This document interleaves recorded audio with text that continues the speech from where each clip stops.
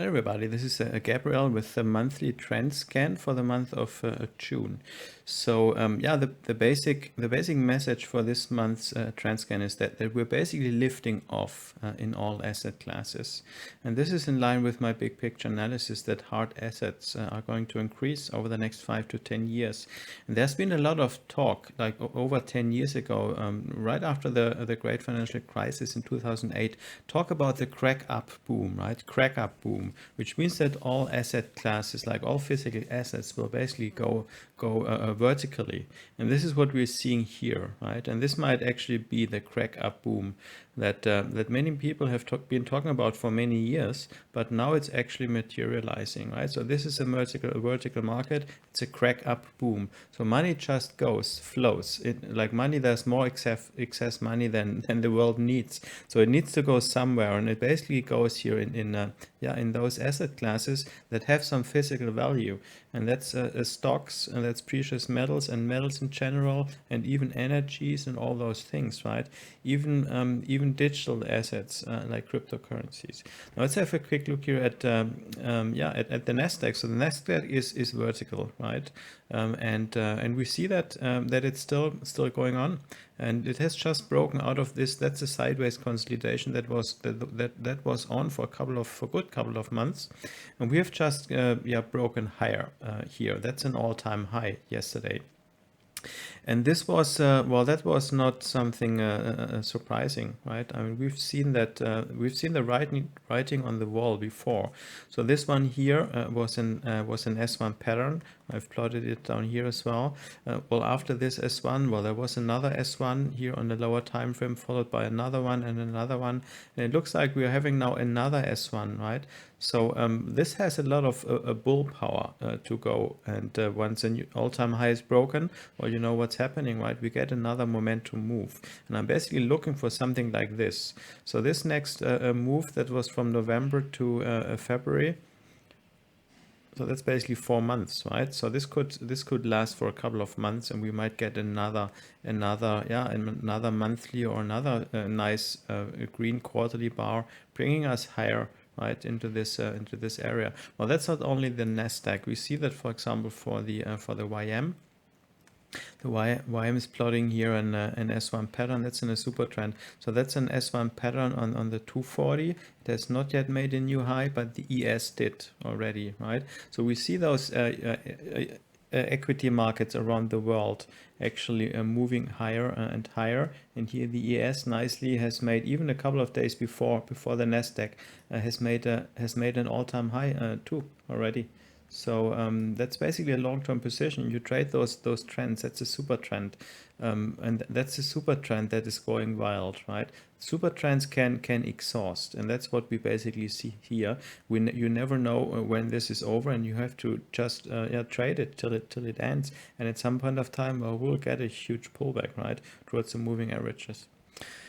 Now let's move to the metals. So we've got a little bit mixed picture. Well, gold. This is gold, right? So gold has really made this nice up move, and we can see it here. We've got a big green monthly bar, and price has nicely tested the 21. That's a turtle pattern. So it's just doing what it should, right? It has broken the high. It has broken the high here, and now it's consolidating. It has already put in a nice winner based on the turtle pattern, and this turtle pattern has a long way to go. It's basically this is the momentum move of the turtle, so this should go for a couple of years, right? So right now we've broken an important resistance here, and now price is consolidating, which is nothing. Well, it's basically what happens very often, right? And now price is struggling with the 200, like testing from above, so that's bullish strength too. And we are in a sideways here, and we see the sideways here as well. Well, there were some patterns plotting. That's an S1, but these are not very reliable if the higher time frames are overall sideways, so you should always be cautious. But I like seeing them because they show bullish strength. Now silver is performing better, right? So well, this is in a very early uptrend, and this overall can be seen as a pattern, an S1 pattern, and there's a lot of room to go well beyond the 54, 53 or 52. It was the high, well beyond that level. So that's a first leg push, And we see a lot of bull strength because the bulls are able to keep price above the 8. The bears are not even able to pull it down to the 21. So that's a lot of strength. And we are in a sideways market here, and we see, yeah, patterns coming in. This might actually be an S2 pattern in development. And let's see when that fires. Platinum. Just quickly, platinum. So platinum, you see, it's an early uptrend here too, as it's similar as silver. I'm not going to refer to here, but palladium is more interesting. So in palladium, well, we had this this breakout out of this range and a new high. Now we are consolidating here, right? And that's basically forming an S1 consolidation, right? So we've got a base. Well, what's missing now is a nice test bar, and it basically needs to go down to the 2670 level. Now 2670, that's around here. Well, it's not that big, so it's a decent sized test bar what we need, and then this would be a nice starting base, right, for higher prices. Copper has been in a great bull run. Well, we're seeing something similar here, right? Same. We've got an S1 pattern where you already have a test bar, but it needs to be bigger than that because we need to get down to here. I'm not sure if we get there because we're already way overextended, and we've got a condition to be met here as well, right, on this chart. And it's not yet in a super trend. So this is an S1 pattern, but it's not. Basically it's not tradable, right? And this scares me. That's a rejection bar.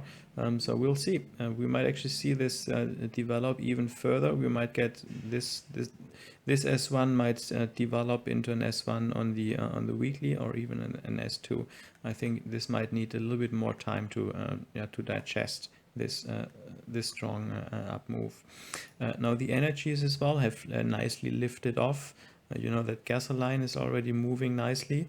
Now crude is starting to attack here, the first stop run level, and there are clusters of levels.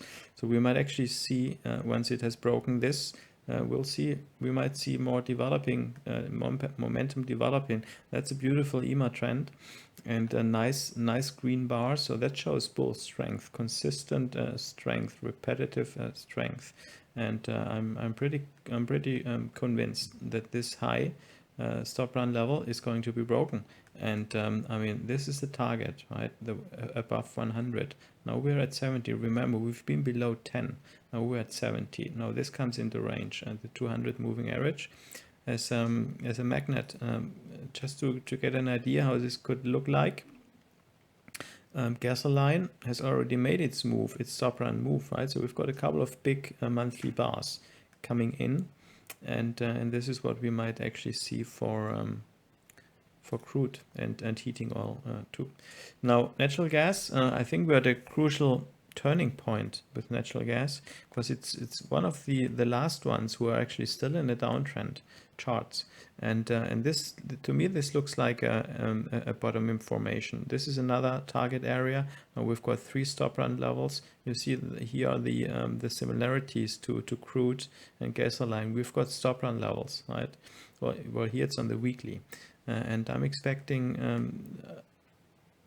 Well, I'm hoping we get here a big green reversal bar similar to this, which is always great for trading natural gas. Natural gas is very volatile, and we see already here some constructive. That's an EMA trend. We see some constructive price activity coming in already.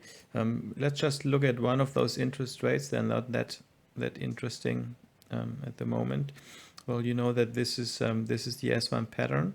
Well, it might actually trigger soon, right? But that's a weekly chart, and we'll just need to see. I've got my alarm right here, a little bit higher, and this might trigger, and we might see yields going down. So yeah, last one, US dollar index. So I'm quite bearish here, which is bearish for the dollar as well. There's nice potential here to go lower. If that happens, Well, that's in line with the other asset classes because they show bullishness, right? Precious metals, for example. Now, if the US dollar index goes down, that means that the dollar goes down in value too, and that drives people in precious metals. And this is basically yeah, telling the story. If this goes down, well, we'll see precious metals going vertically too. So this has still a little bit wood to chop, right? It needs to break to a new low. This is this line here, and then we might actually see here nice trading opportunities. DX short, precious metal long, and US equities long anyway, and we might see some nice momentum coming up in the energies. With these stop run levels nicely aligned, and we might even get some opportunities in trading the interest rates along for yeah, lowering yields, amazingly as it sounds, but that's actually what might still come.